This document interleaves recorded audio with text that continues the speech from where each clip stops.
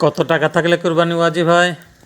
উত্তরটা যদি সংক্ষেপে দেয় তাহলে 52.5 তোলা রূপার সমপরিমাণ মূল্য আপনার নিকট থাকলে কুরবানি ওয়াজিব, যার বর্তমান বাজার মূল্য 85 থেকে 90,000 টাকা।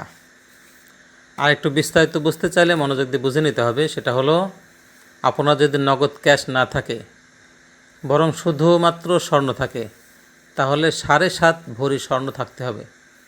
আর যদি শুধুমাত্র রূপা বা চাঁদি থাকে তাহলে 52.5 তোলা রূপা থাকতে হবে। আর যদি এককভাবে একটা না থেকে বরং মিক্স থাকে, কিছু স্বর্ণ, কিছু রৌপ্য বা কিছু নগদ অর্থ থাকে, তাহলে 52.5 তোলা রূপার মূল্য ধার্য করা হবে। নগদ অর্থ বলতে ব্যাংকে থাকতে পারে, যা আপনি মাসে মাসে সঞ্চয় করেছেন বা এককালীন রেখে দিয়েছেন, অথবা কাউকে হাওলাত দিয়েছেন, অথবা আপনার ব্যবসায়ী পণ্য যা এখন আপনার দোকান বা গোদামে মজুদ আছে, অথবা আপনার কৃষি পণ্য যা এখনও বিক্রয় করেন নাই, বা গবাদি পশু যা আপনি লালন পালন করছেন।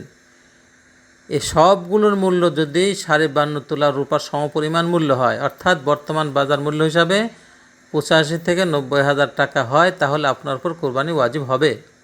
কারণ আপনি ধনী মানুষের মধ্যে অন্তর্ভুক্ত হয়ে গিয়েছেন। এ সম্পদ আল্লাহ তাআলা আপনাকে দান করেছেন।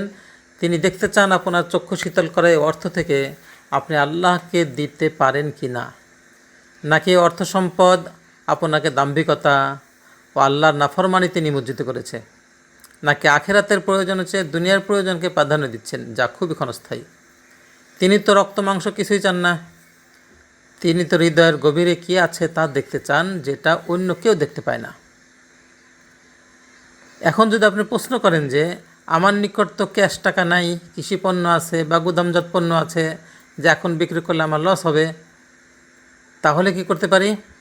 উত্তর হলো, আপনাকে ততটুকু সম্পদ বিক্রয় করতে হবে যতটুকু হলে আপনি কুরবানি দিতে পারেন, অথবা লাস্ট অপশন হলো টাকা হাওলাত করা।